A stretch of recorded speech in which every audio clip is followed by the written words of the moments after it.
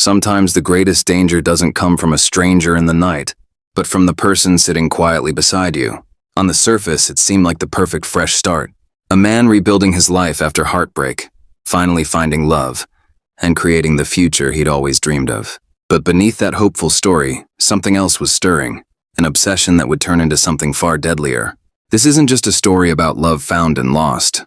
It's about how easily trust can disguise a predator, and how one man's desperate attempt to possess another would end in a plot twist too. Disturbing to imagine. Crime, conspiracy, cults, serial killers, and murder. All things that I love to consume, and I know you do too. You sick, twisted, beautiful, intellectually minded. Music I woke roared up. Robert's sitting in the background. If you're just listening to this. And I made him upset. Are you okay? It's okay. I thought I'd bring Detective Rupee back. He was peeing for a while there. He was peeing in his bed. Oh, and his kennel. He's embarrassed now. I embarrassed him. But he's back. He's been better now. So today we are talking about a crazy case I was reading into. And I'm not going to give too much away, but it is quite the plot twist at the end. So without further ado, let's unbuckle our seatbelts, go Mach 5 down the highway, slam on the brakes, and bust through this windshield into this plot twist case together. Music Eugene or Gene Therno II was by all accounts a man of warmth, dedication, and resilience. Born in Kansas City, Missouri, Gene grew up with solid Midwestern roots and later served his country as a member of the U.S. Air Force. And after a successful stint in the Air Force, he transitioned into a career as an air traffic controller. Very stressful job. My grandpa used to do it for like 30 years. Hats off to the people in air traffic control if you're listening to this by chance. But this is where his natural charisma quickly made him popular among colleagues. And at the Columbus Municipal Airport in Nebraska, one of his early postings, Gene's friendly, outgoing nature stood out, and he was described as extroverted and friendly. Always ready to strike up a conversation. The opposite of me. Just kidding. I'll talk to anybody really. It'll just kind of segue into a conversation of just deep-rooted trauma, and then we trauma bond. And it just goes south really fast. But anyway, Gene was the kind of guy that had an easy smile and a kind word for everyone he met. And outside of work, he led a humble life doing on his 3 pet dachshunds that he affectionately considered his family. Rupert, you hear that? Rupert's a dachshund, by the way. Rupert, you're a dachshund. Hey, but those who knew Gene paint a picture of a good-looking man who was trim, personable, and full of hope for the future. And he had a big heart and an optimistic outlook which drew people into him. Yet behind Gene's warm demeanor lay the scars of past hurt. By his mid-40s, Gene had already weathered a devastating personal heartbreak. He had actually been married for 20 years to his first wife, a relationship that had tested the limits of his devotion. Because when his wife fell gravely ill, Gene became her steadfast caretaker, nursing her through a life-threatening illness over a period of years. I can't even imagine. It's just like the most selfless, caring person ever. And to have that happen to your partner, it's just devastating. But he put everything on hold to ensure that she survived, demonstrating a depth of loyalty and compassion that speaks to his character. However, once she recovered her health, Gene's world was upended. And in a cruel, cruel twist, she told him she didn't want to be with him anymore. And she was leaving him for an old flame from her past. Like, what a blow to spend years and years taking care of your partner, all for them to get better and turn around and just leave you. I mean, obviously he deserves better, but oh man, so sad. It is so incredibly sad. So this revelation shattered Gene, obviously, and after years of pouring his love and energy into saving her life, he was rewarded not with gratitude, but with abandonment. And this betrayal left him heartbroken and just reeling, struggling to make sense of how everything had fallen apart. So struggling from the end of his 2-decade marriage, Gene did what many do after traumatic loss, and he just sought a fresh start. And in the aftermath of the divorce, work became Gene's refuge. He just poured himself into work. So he threw himself into his duties at the Nebraska control tower, logging long hours to occupy his mind. And despite his personal turmoil, Gene remained good at his job. Calm under pressure, meticulous, and well-liked by his team. And not to mention, for air traffic control, it is quite literally one of the most stressful jobs in the world. Like on top of being a doctor and like a police officer and everything that you need a level head beyond a level head. So for him to have all of that devastation happen to him, then just to go back to work and be super cool-headed just says a lot about him. But even keeping a cool head at work, A lot of those close to him could see the pain he carried beneath his friendly exterior. The wounds from his wife's betrayal ran deep, and reminders of his old wife were everywhere in Nebraska. So he knew he needed a change of scenery to truly move on. So in 2002, Gene made a pivotal decision, and he requested a transfer to Florida, where many of his immediate family, including his parents and siblings, had relocated, and he believed that being closer to family would help him heal, which, yeah, I do the same thing. So Florida just represented hope to Gene, a warm, sunny new beginning far away from the ghosts of his past. So when he announced his transfer plans at work, his colleagues were very supportive, knowing how much he'd been through. They could understand his desire to start anew, but one coworker in particular, however, took the news harder than the rest. And this person was a quiet man who worked in the next cubicle, who seemed oddly emotional when Gene broke the news. And at the time, Gene interpreted the tears welling in his coworker's eyes as simple sadness at losing a colleague and a friend, and he didn't think much more after that. So the move was not just about escaping bad memories. It was about finding himself again. And in the wake of his divorce, Gene hadn't given up on the idea of love altogether. Deep down, he still hoped that one day he might meet someone new and rebuild the happy life that had been taken from him. So as he prepared for Florida, he dared to imagine a brighter future. So, at 47 years old, Gene was determined that his story wasn't over, and he would make Florida the setting of his next chapter, one filled with family, friendship, and maybe even new love. So in early 2003, John's new chapter began in earnest, and he arrived in the Tampa Bay area of Florida to take up his post at the St. Petersburg Clearwater International Airport, a mid-sized airport where he would work as an air traffic controller. So, as he settled into his new environment, he felt a cautious optimism, and the subtropical warmth embraced him, and knowing his family was only a short drive away gave him some sort of comfort, because at the end of the day, this was a second chance, a new lease on life.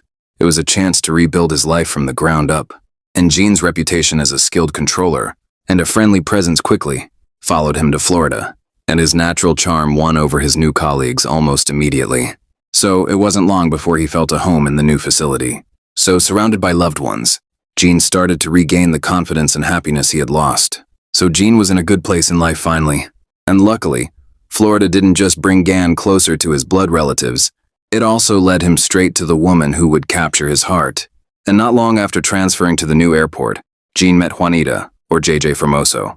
And JJ was a vivacious, 48-year-old air traffic controller who worked alongside him. And JJ was a Florida native and a mother known among coworkers as a confident, skilled professional who could handle the high-pressure environment of the control room with ease. And like Gene, JJ had her own painful history. She was also going through a difficult divorce after about 20 years of marriage herself. So perhaps it was this shared experience of heartbreak that drew them together. Or maybe it was simply their natural chemistry. But in any case, sparks flew from the moment JJ and Gene met. And JJ certainly noticed Gene early on, and by all accounts she was quite taken with him, the handsome new guy with a ready smile and kind eyes. At first their interactions were the friendly professional kind, and then Gene, still cautious from his previous hurt, took things slowly, just like the ultimate gentleman. He wasn't really the type to rush into another relationship, especially at work. But as weeks turned into months, the connection between Gan and JJ deepened, and they'd chat about work, then about life outside of work. Coffee dates became a regular thing, a highlight of both their days. But Gan and JJ kept it discreet, and for 2 whole years, they quietly nurtured their budding romance in private, not wanting to complicate their jobs with personal drama, just the utmost professionalism. But it would be Gan who would finally muster the courage to take it to the next step. And one evening, after 2 happy years of dating under the radar, Gene proposed marriage to JJ, and by then, he knew without a doubt that she was the partner he wanted to spend the rest of his life with, and her answer was an enthusiastic yes. And when the couple shared the news of their engagement at work, the control room erupted in spontaneous applause, and their co-workers were genuinely happy for them. Having sensed that there was something special between Gan and JJ, your co-workers always know. They always know the tea, what's going on. And John just simply felt grateful to have the support of his colleagues as he and JJ embarked on a new journey together. So with the wedding on the horizon and their love solidified, Gene and JJ decided it was time to lay down roots in a place that they could call their own.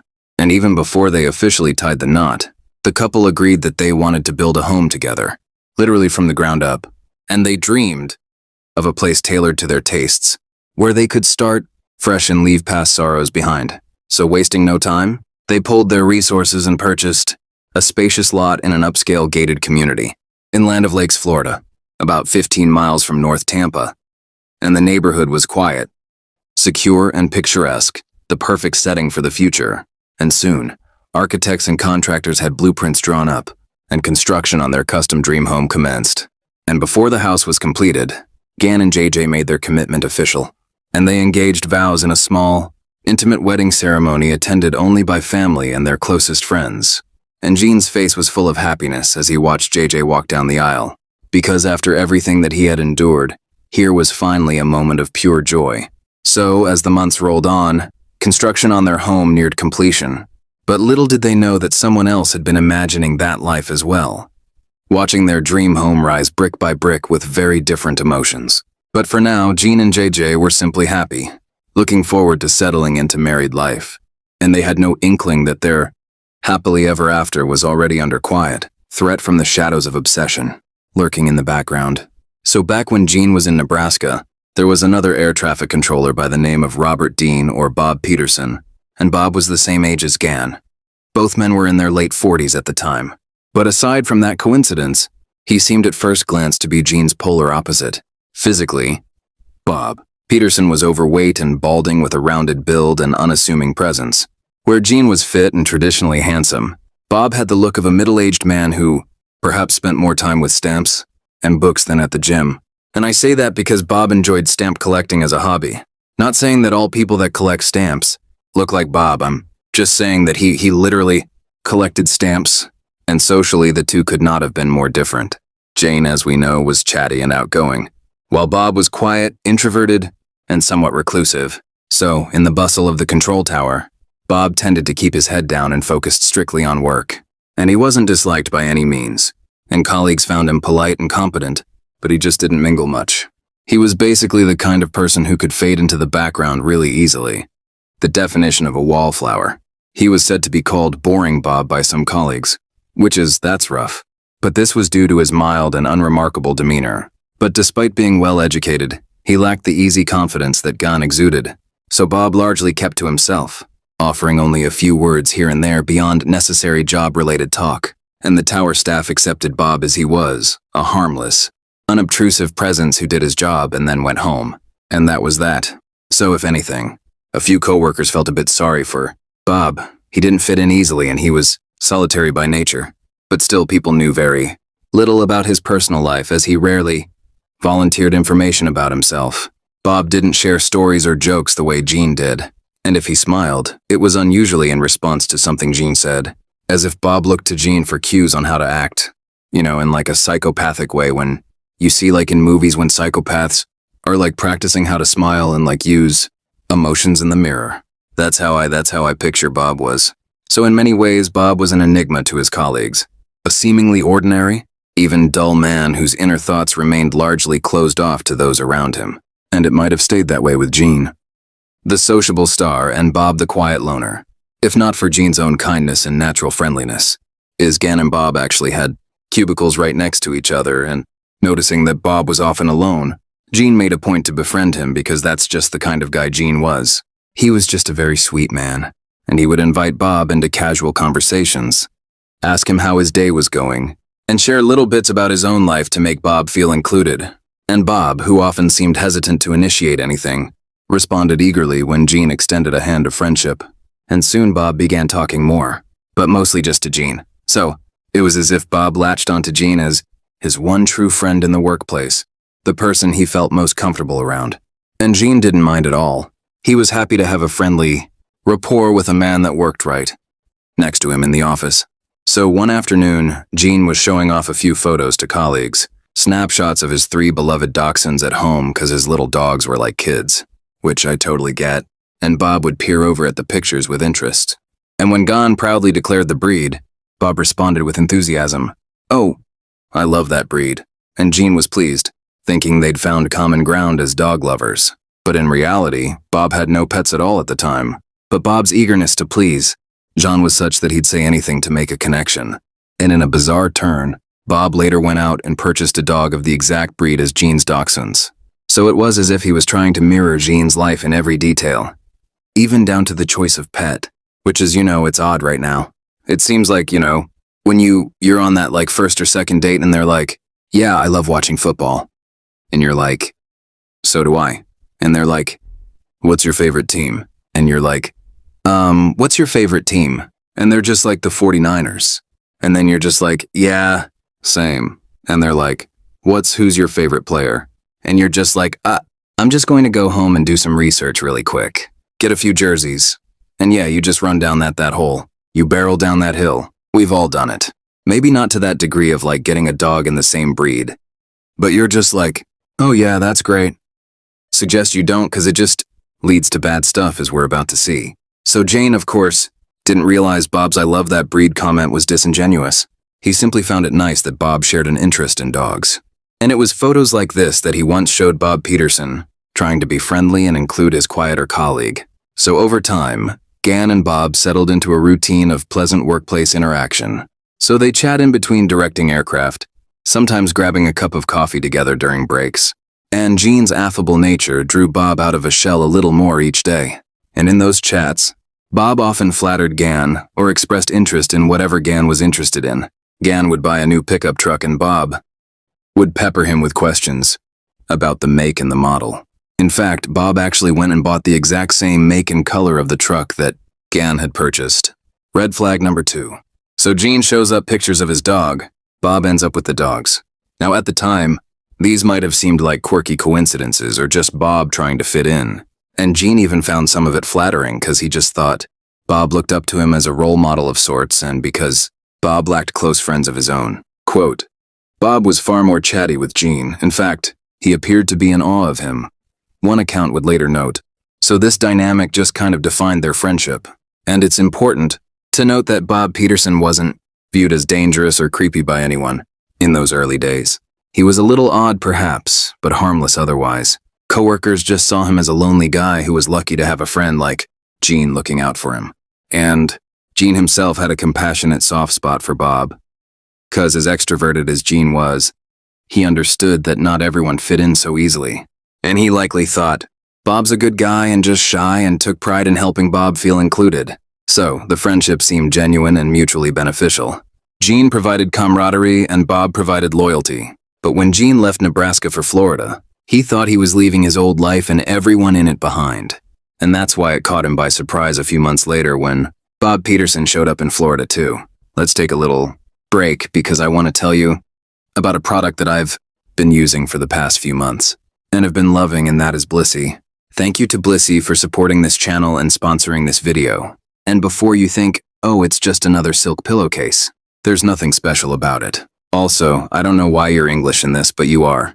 This isn't like those cheap satin ones that are made from synthetics and are actually rough on your hair and skin. Bliss's real silk is dermatologist tested and recommended. And here's what's most important to me. It's clinically proven to not clog pores, unlike cotton. And I have really sensitive skin, so that is very detrimental for me. And the science behind it is actually fascinating, because silk has naturally hydrating fibers that keep your skin moisturized all night. And it's antibacterial, hypoallergenic, and naturally cooling. We all love a cool pillow. So no more waking up with those weird sleep creases on your face or that sweaty, uncomfortable feeling. And plus, it eliminates frizz and preserves hairstyles and protects color-treated hair. And they've also got over 70 colors, including a new Wicked and Harry Potter line. The millennials are screaming right now. And yes, I am one of them. And over 3 million people have bought these. And they were even voted Best Gift of the Year, 2024, and I've been using mine for around 3 months now. And honestly, my morning hair situation has gone from G from Wayne's World to Amy Dunn from Gone. Girl, say what you want about her, but she's got great hair. Not to mention, my skin feels softer, and those little lines around my eyes seem a little less noticeable, which I will take. And plus, all around, I'm just sleeping better. 'Cause there's just something about a cool pillowcase that is lovely.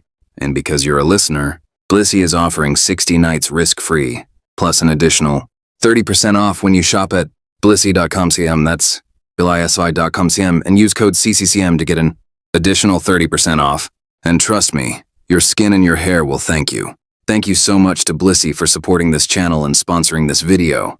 And let's get back to the video. So in early 2003, roughly 3 months after Gene's transfer, Bob appeared in the doorway of the St. Pete Clearwater Control Tower office, smiling broadly at Gan. So Bob had managed to secure a transfer to the same facility as Gene. And the timing was uncanny. The dogs in the truck aren't seeming so innocent. At this point, because Bob had left Nebraska and followed Gan to the very same corner of Florida. So, was this just a really weird coincidence? Well, Bob had an explanation ready, and he claimed he too wanted a fresh start. And Florida sounded appealing. Plus, there were job openings there, and he acted like it was just a fortunate outcome that he and Gene ended up at the same place again. And Gene's feelings were mixed about this because on one hand he greeted Bob warmly. He's a nice guy and was probably touched that a friend from Nebraska valued him enough to come to the same workplace, and he likely felt flattered and happy not to lose that friendship. But on the other hand, in the back of his mind, Gan found the situation a bit odd and unsettling, and the thought may have crossed his mind. Was Bob essentially following me? After all, what were the odds that Bob would independently decide to move to Florida mere months after Gene did? However, Gene wasn't the type to jump to negative conclusions about people. And Bob said he wanted a new beginning, too.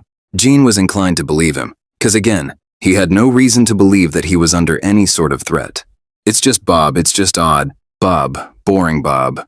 And Bob even framed it as wanting to start over just like Gene had. So Gene brushed aside the slight unease and he probably thought, poor Bob doesn't have much tying him to Nebraska, so why not Florida? And Bob also had no spouse or children, and his brothers and family were scattered elsewhere. So relocating was very feasible for him as well. So Bob's integration into the Florida team was again low-key. He resumed his quiet, efficient work style as if nothing had changed except the weather. And for Gan, however, the odd coincidence of Bob's migration planted the first seed of concern, because Bob's sudden appearance made him a little uneasy. And Gene couldn't quite put his finger on why, but it felt as if a shadow from his old life had followed him into the new one. But still, Gene chose to see the good. And if Bob was coming all this way with no friends or family around, well, Gan would be a friend to him now. 'Cause why wouldn't he be? But still, this odd timing of Bob's transfer, which no one really questioned, would later be recognized as one of the many red flags that something was amiss. So as the months went by, a series of strange coincidences and patterns began to emerge in Bob Peterson's behavior, patterns that were noticed, but not fully understood at the time by Gene and JJ specifically. And one of the earliest odd incidences happened when Gan and JJ were preparing to move into their new dream home, and both Gene and JJ had put their existing houses on the market because each of them owned a home before marrying each other. And to the couple's surprise, Bob expressed interest in buying Gene's old house as soon as he learned it was for sale. 3rd, 5th, 6th, 8th red flag. And on the surface it might seem convenient. I guess I don't even think it looks conven. I just think it looks creepy at this point. But, you know, it could be a friend wants to buy your place, saving you the hassle of listing it, I guess. So Gene was open to the idea and entertained Bob's offer. But then Bob made a strange request and he wanted Gene's linens, specifically Gene's bed sheets and pillowcases, to be included as part of the home purchase. Red flag number 52. I think that adds about 30 red flags. That's weird and creepy, and he's going to do weird undone with your sheets. But how not inconspicuous can you be? You know? So when Gene first heard this, he likely chuckled thinking Bob was joking. But Bob was dead serious. He wanted those very sheets Gene slept on. But why on earth would Bob need Gene's personal linens? It was an extremely intimate, odd thing to ask for. And I think I know exactly why, but I'm not going to talk about it. And you can use your own brain for that. But the house sale itself did go through. But the linens and pillowcases were not included. And Bob did not hide his disappointment. And perhaps Gene rationalized the linen episode as just Bob's social clumsiness or eccentric taste, I guess. But red flags were literally everywhere. But I guess at the time they were scattered and small enough to ignore or explain away. You know, we can see it because we're reading through the whole story. But scattered out over, years at a time. I get why it's just like, yeah, Bob's just like that. So Gene and JJ found Bob's behavior weird, but not overtly threatening. He was just always there, always interested and always watching. In an era before stalking was a common workplace topic, Gene mostly interpreted Bob's mimicry as awkward hero worship, but JJ felt something was off.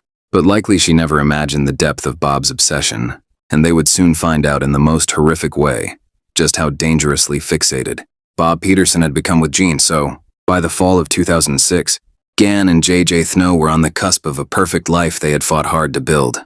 Their new custom home was finally complete, and they moved in amid a flurry of joy and relief, and the house was everything they'd hoped for. Every corner of the home represented a fresh start, and this place was truly their own, untainted by past memories. And as newlyweds, this was a thrilling time for them. And after settling in, Bob repeatedly insisted on visiting them at their home, and his persistence veered on pestering. Quote, "I have a special housewarming gift for you," Bob would say repeatedly, implying that he couldn't simply hand it over at the office. And this reminds me of the movie The Gift, which now I'm thinking I'm curious if the movie is based off of this event. I need to look into that after. But The Gift, also very good movie with Jason Bateman. Is that right? This guy, you should watch it anyway. But the gift had been given at the house, and Gene wondered privately why Bob was making such a fuss. Why couldn't he just give it to them at work as if it's a normal gift? But Bob was insistent that they'd, quote, understand when they saw it, unquote, why it needed to be at their home. And Gene and JJ felt a growing sense of obligation because he was a co-worker they did see every single day because both of them worked at the same job as Bob. And Bob had gone out of his way, for their wedding gift even, though they hadn't invited him to the wedding. And the gift was an expensive Swarovski crystal vase. And this gift was unexpected and very lavish, far beyond what most co-workers would give. And Gene and JJ were a bit uncomfortable with it, but also touched by Bob's gesture. In fact, they felt a twinge of guilt for not inviting him when they saw how much trouble and expense Bob had gone into picking out the crystal vase. And Bob's intention, it appeared, was to ensure they did feel guilty after he felt upset for the lack of invitation.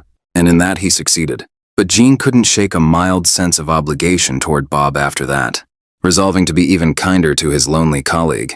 So now to refuse him a one-time dinner visit might seem rude or ungrateful, though a quiet voice in the back of their minds told them they'd prefer not to let Bob deeper into their personal lives, and they ultimately decided it would do more harm than good to alienate him at this point. Quote, "What's the worst that could happen?" Unquote.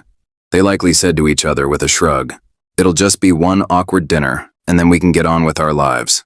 So, they agreed to invite Bob over for one evening for dinner, and to see their new home. This is like the movie The Gift. And I researched it. It says it's not based off of this, and it's based off of like Cape Fear and Fatal Attraction and stuff. But there's like no way that they didn't take stuff from this case, like at all. I need to rewatch that movie now. So obviously Bob was elated when Gon extended the invitation, eagerly locking down the date and time. So the night finally came for Bob's visit, and it would be a night that started innocently enough, but ended in unimaginable horror. So it was November 1st, 2006, a Wednesday, and Gan and JJ planned a simple dinner at home with Bob as their guest.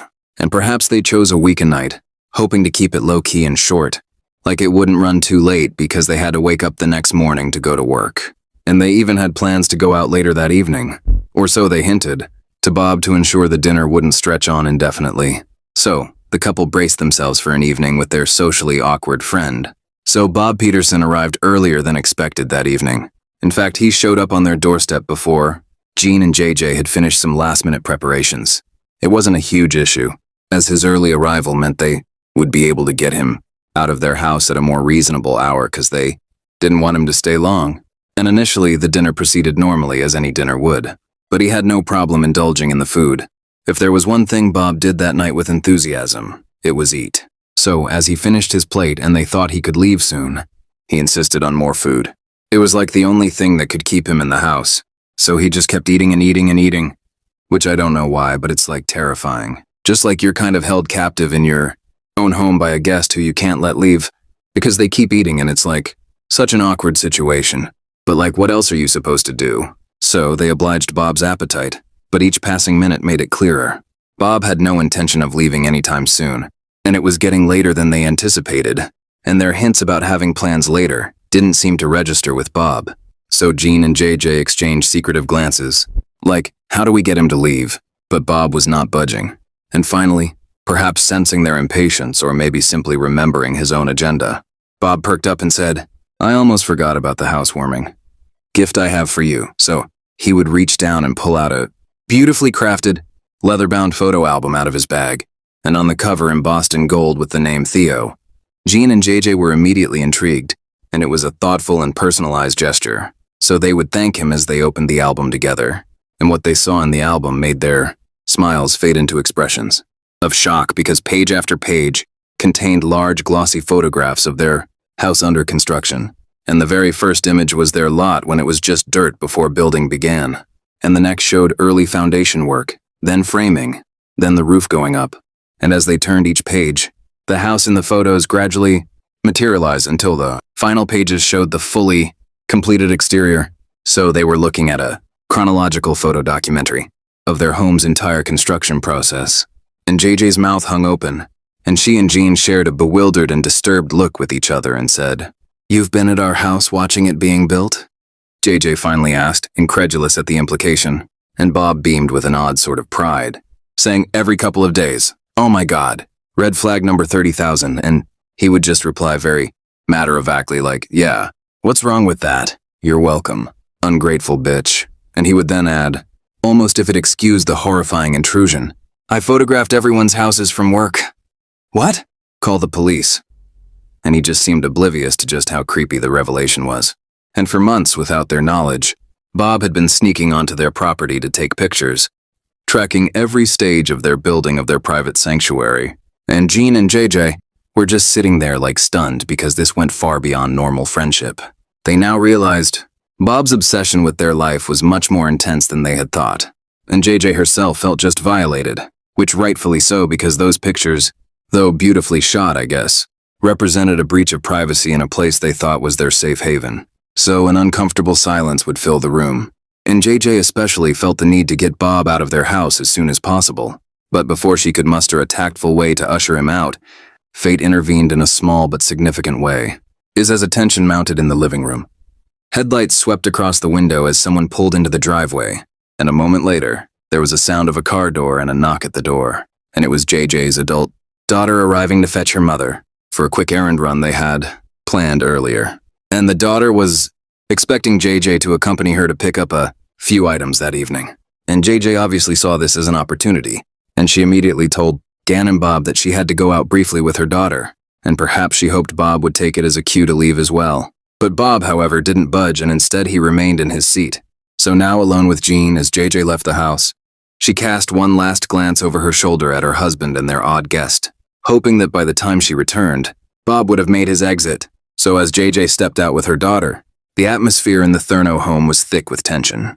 Gan and Bob were now alone in the living room, and the album of clandestine photographs resting on the coffee table like an elephant in the room, and one can imagine Gene was trying to keep the situation as polite as possible, and perhaps he stood up to clear the dinner plates or offered something to drink, anything to diffuse the utter awkwardness between himself and Bob. But Bob's mind was on something entirely different, because he hadn't just come to hand over the photo album. He had another gift waiting, one far more personal and disturbing than even the albums of stolen moments. So moments after JJ's car pulled away, Bob made his move and said, "I have another gift for you." But before Gan could respond, Bob hurried out to his car parked in the driveway, and he returned carrying something in his hand. And as Bob approached, Gene might have felt his stomach nodding, and the bizarre photo album was bad enough, so what on earth could this second gift be? And Bob would come through the door and hand the gift to Gene.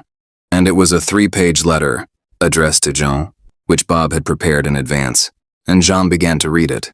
And with each sentence, his blood ran colder, because in this letter, Bob Peterson poured out the secret feelings he had been harboring for years, saying, quote, "I have loved you for some time now," and he described how he had always quote-unquote chickened out when trying to tell Gene face-to-face. So at this moment, while Gene's reading this letter, everything is just clicking into place in the most horrifying way. Bob following him to Florida, buying his house, copying his interests, photographing the new home. It all stemmed from this twisted, unrequited love and obsession. And what exactly transpired in the Therno living room immediately after Gan finished reading Bob's shocking letter can only be reconstructed from evidence and later speculation, since there were no witnesses. But the sequence of events would turn deadly within minutes. So JJ would return to what she expected would be a quiet home. But instead, she stepped into a scene of confusion and dread because Bob's vehicle was no longer there. And she likely assumed Bob had finally taken the hint and just gone home. However, she noticed a trail of blood droplets and smears in the driveway. and up the front steps. So puzzled and alarmed, she followed the trail, which led to the front door. And the door itself was closed but unlocked. And JJ's stomach tightened because Jean never would have left blood on the porch without cleaning it. And where was Bob? So she pushed open the door, calling her husband's name. There was no answer, and the house was unsettlingly quiet. So, as she took a few steps inside, the sight that greeted her made her heart skip, because she found more blood smeared on the floor and a long line leading further in. So, these looked like drag marks, as if something or someone heavy had been pulled through the foyer. And JJ tried to calm herself with rational thoughts. Maybe Jean had an accident and Bob took him to the hospital. Or perhaps Jean cut himself badly and was dragged out for help. But if so, why was there still so much blood left behind? And just inside the living area, JJ's eyes were drawn to a pile of clothing on the floor, and she recognized them immediately because it was a man's t-shirt, jeans and underwear, and they were Jean's clothes. And they were soaked in blood, crumpled in a heap as if discarded hastily. So now panic was rising in her chest, and this just made no sense. And Jean was nowhere to be seen, and neither was Bob. So her mind must have raced with every single terrifying possibility. And just fighting the urge to break down, JJ moved further into the living room. And her dream home had become a blood-spattered mystery. The Christmas tree they had, happily put up that afternoon and now, stood over a ghastly scene. And she picked up her phone to try and call, Jean only to hear something from within the room. And that was Jean's cell phone. And it was ringing faintly from within his pocket of his discarded jeans. So seeing Jean's phone abandoned amidst his bloody clothes, it's just sent a jolt of reality through JJ, because something violent had occurred here. And at the moment, any hope that this was a trivial accident just completely evaporated. And she realized with horror that Jean and Bob were both missing, under deeply suspicious circumstances because the blood indicated that someone was seriously hurt. So JJ would cautiously continue to look around, calling out for Jean in hopes he might somehow be there and in need of aid. But still, she was met with silence and no answer. And the house was empty. And something told JJ that Bob was not helping Jean. Bob was the danger. And her intuition flashed back to Bob's bizarre behavior with the photo album earlier that evening. And a chill ran through her spine. And in a matter of minutes, the person she had considered a harmless, if awkward, colleague had become the prime suspect in her husband's disappearance. So, as JJ moved through the living room, she stumbled upon a spent bullet casing on the floor near the couch, and the small metal shell glinted in the light, and it was a .22 caliber casing, as experts would later determine, which means a gun was fired in the home. So her reality was undeniable now. She was standing in a crime scene and all signs pointed to an attack right here in their home. So trying to keep her composure, JJ immediately dialed 911, and Pasco County Sheriff's deputies were dispatched at once. And overwhelmed, JJ could only imagine the worst. Jean had likely been shot and forcibly taken by Bob. And it was a thought almost too terrible to process. But all evidence was aligning with it.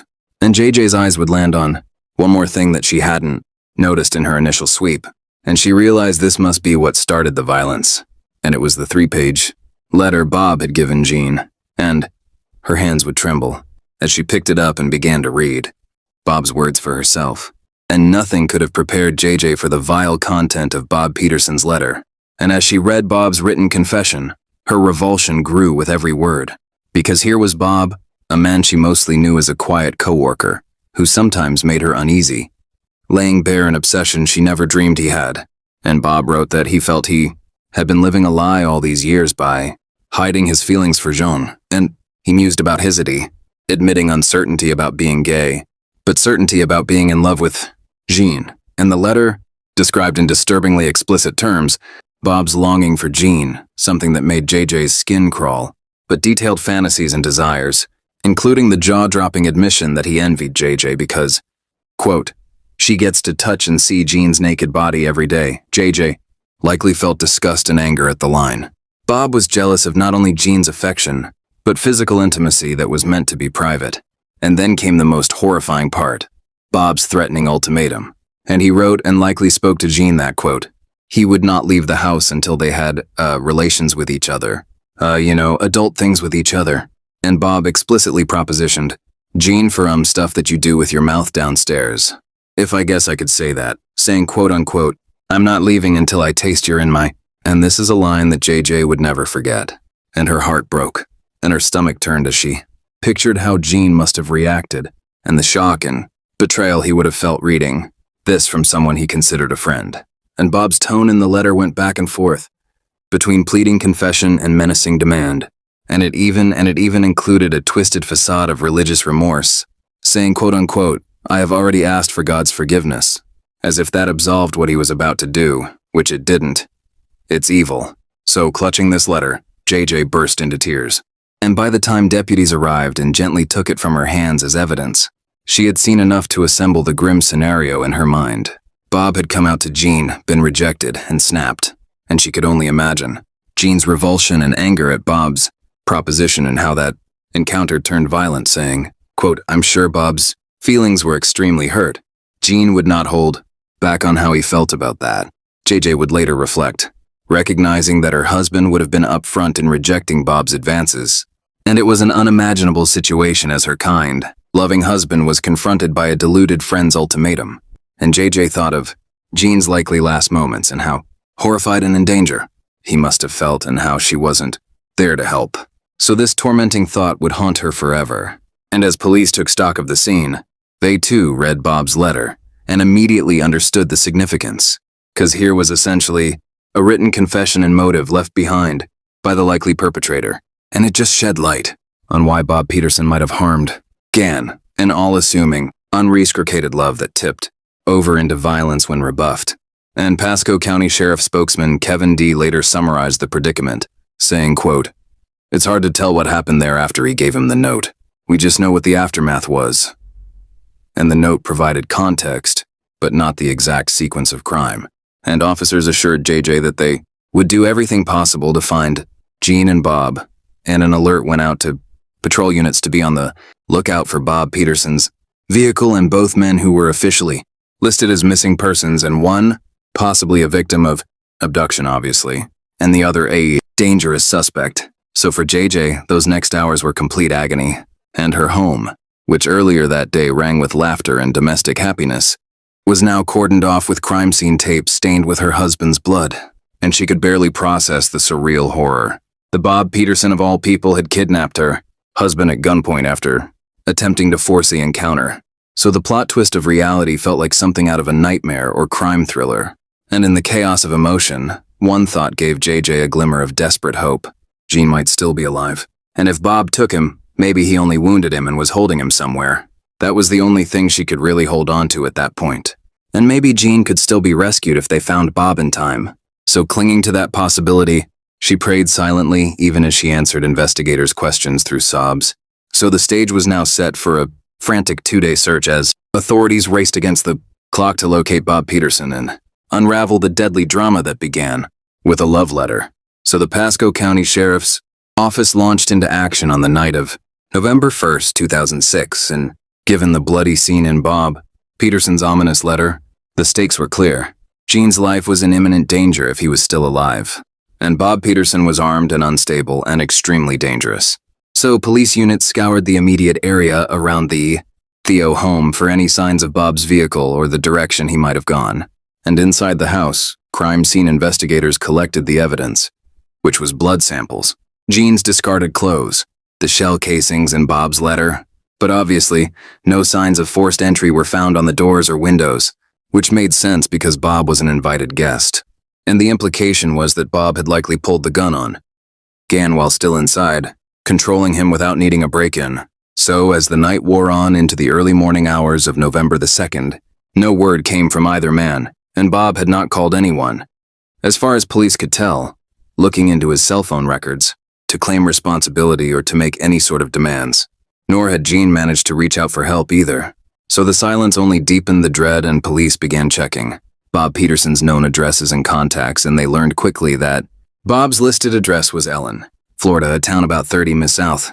So officers would go to Bob's Allenton house and they found no one home and no immediate signs of foul play there.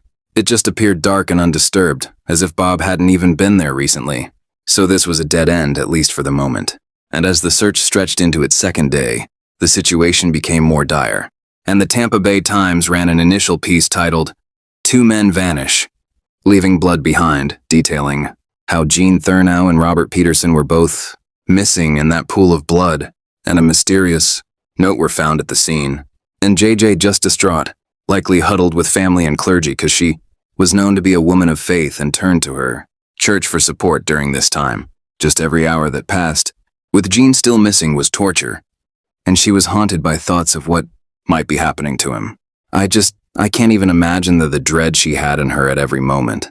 And investigators meanwhile dug into Bob Peterson's background for clues, and they interviewed colleagues from the St. Pete, Clearwater Tower, and that's when more pieces of the puzzle came to light because co-workers began mentioning how Bob had transferred shortly after Gunn and how he always seemed fixated on Gene at work. And suddenly the full scope of Bob's obsession became clear to law enforcement. This was not a spur-of-the-moment crime of passion, but the climax of a long simmering fixation, and they realized Bob had effectively been stalking Gene for years, first in Nebraska and now in Florida, and all while keeping his love secret until this tragic end. So armed with this understanding, police theorized that Bob might have prepared a remote location in advance as part of his final plan because he'd been extensively planning for years at this point. So why wouldn't he have like an endgame plan? And a big break would come late on November 2nd or early November 3rd when detectives searching Bob's financial records and belongings uncovered a rental agreement for a property in Safety Harbor, Florida. And the lease seemed recent, and Bob had not mentioned renting a place to anyone. So this hidden residence immediately became the prime lead, and it fit the narrative of premeditation. Bob possibly rented a secluded place to take Gene where he wouldn't be interrupted, which is horrifying. So armed with this new lead, officers rushed to Safety Harbor, and by now it was November 3rd, 2006, 2 days since Gene had disappeared, and the dread was at its peak. And JJ just waited by the phone, fearing the worst, but praying for some sort of miracle, and investigators would approach the Safety Harbor rental house, unsure of what they would find. Would Bob be there with Gene tied up? Would there be a standoff? They had to prepare for anything. So on that morning of November 3rd, law enforcement converged on the address of Bob Peterson's rented house. And the neighborhood likely had no idea what was unfolding as police quietly surrounded the entire location. And after knocking and getting no response, they made the decision to force entry into the home, concerned that lives could be in jeopardy inside. So they breached the door and swept in tactically. And almost immediately officers were met with a scene of utter horror in the master bedroom because there, lying on the floor of the bedroom, they found the lifeless body of Jean, Therno, and the sight was absolutely gruesome because Gene, like he had left his home, was unclothed, and it was immediately evident that he had suffered severe violence. And most shockingly and gruesomely, his had been removed in a very brutal way, and it was assumed that a razor blade or other sharp instrument was used. And I think it just shows the frustration that Bob had for probably being angry, that Jean did not want to do what Bob wanted to do. So that was the retort, was mutilating Gan in his most intimate area. And Gene had also been shot in the head with a .22 caliber bullet, and blood had pooled and dried on the floor around him. And not far from Gene's body on the bed lay the corpse of Robert Bob Peterson. And Bob was dressed only in a t-shirt and underwear, and a single gunshot visible on his head. And for investigators, the discovery answered the most pressing question, which was where were Gene and Bob? But it brought a heavy finality. Both men were meaning there would be no rescue, no negotiation, and no trial. And the case had reached its tragic conclusion just immediately. And when news of the discovery was relayed to JJ, it absolutely shattered her. And 2 days of holding on to hope collapsed into grief. And authorities likely delivered the news with solemn regret with the way Gene's body had been found and that he was gone. And the brutality of what Bob did was a detail they might have initially shielded from her due to its extreme nature. But eventually, however, such facts became public as the case was discussed in media and investigation discovery shows as well. But JJ herself said she spared some family members those details because they were too horrific to speak of. The grim discovery made headlines, and local newspapers described how the 2-day mystery ended in tragedy, and reporters recounted how Gene's body was found beside Bob's, and that evidence indicated Bob shot Gan and then himself. And it was a story almost too shocking to believe. Just a tale of obsession, betrayal, and death that left the community absolutely reeling. And many who knew Bob casually were stunned that boring Bob was capable of such barbarity, and those close to Gene were just absolutely devastated that his hard-earned happy ending had been so violently snatched away. And the tragedy was now fully exposed. And all that remained was to understand how and why it happened, and for those left behind, especially JJ, to somehow pick up the pieces. So with the bodies recovered and evidence in hand, investigators formally concluded what the evidence had pointed to all along. This was a murder orchestrated by Robert Dean Peterson, and the Pasco County Sheriff's Office in their statements explained that all signs showed Bob had shot and killed Gan at the Therno home on November 1st, then transported Gene's body to the safety harbor where Bob later died by using the same firearm. But there was zero indication of any other persons being involved and no forced entry, no unknown DNA, nothing to suggest a third-party assailant. And the .22 caliber handgun found by Bob's body was confirmed to be the weapon that fired the fatal bullets into Gene and Bob, and the mutilation of Gene's body, while not directly part of the cause of death, underscored the intensely personal and deranged nature of the entire crime, and the formal ruling meant that there would be no criminal trial, and that the only suspect was deceased, effectively closing the case.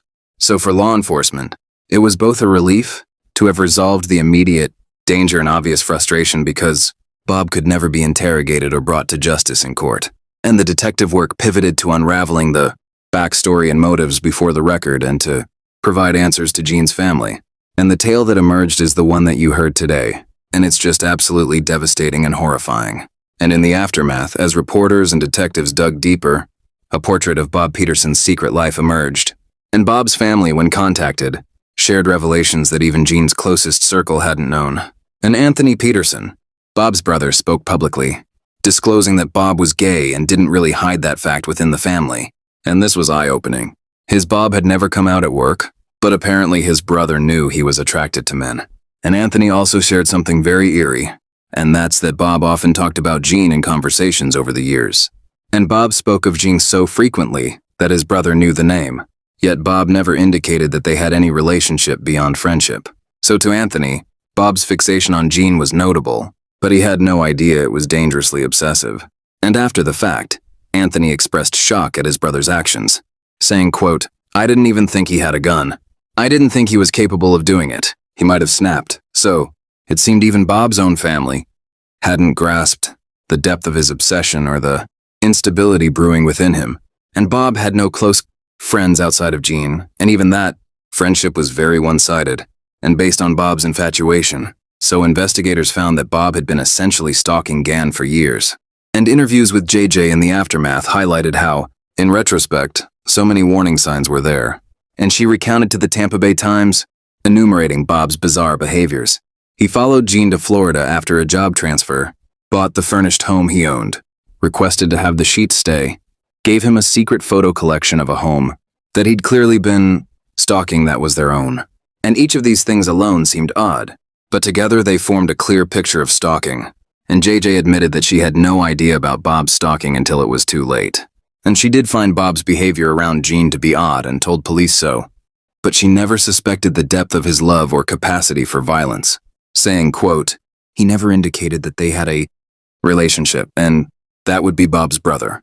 And that's true. Bob never openly tried anything until the very end. It was just all in his head, a fantasy he nurtured alone. And the investigation also debunked any early thought that maybe Gan had provoked Bob or had an affair or anything salacious. But absolutely nothing of the sort was true. Gan had never encouraged Bob's affections, and he likely never even knew about them until that very night. And this case forced some people to think about boundaries and warning signs in their own lives. And it became a cautionary tale about how obsession can hide in plain sight. And for law enforcement, there wasn't much more to do on the case legally, but they often reach out to victims' families in these scenarios to answer any lingering questions and make sure they understand the findings.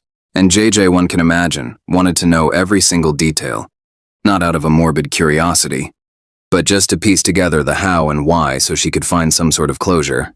But at the end of the day, she lost her beloved husband, the man who had given her a second chance at love, in the most violent way possible, and to someone they both had known and trusted. JJ's immediate response was not one of hatred or vengeance. Rather, she leaned on her deep well of faith and compassion to get through the ordeal. And in interviews, an astonishing statement from her revealed the grace with which she tried to cope, saying, quote, "I don't hate Bob. How can you hate someone who is mentally disturbed?" Unquote. And that was an extremely powerful sentiment because after all the atrocities that Bob had done to the love of her life. JJ chose to view him through a lens of pity rather than pure anger, attributing his actions to severe psychological problem, which he clearly had. And ultimately, Gene Thoreau's story is remembered as a heartbreaking case of deadly obsession. But Gene's legacy, however, lives on in the memories of loved ones and in the cautionary tale his story has become. So through retellings like these, we honor Gene by learning from what happened to him, and we honor JJ's courage and compassion, and we face the dark truth that sometimes the real danger isn't a stranger at all, but a harmless friend whose love has turned into a lethal obsession. But my heart goes out to JJ and her family and to Gene's entire family. And with that, that is the case. If you would like me to dive into any other true crime cases, let me know down below.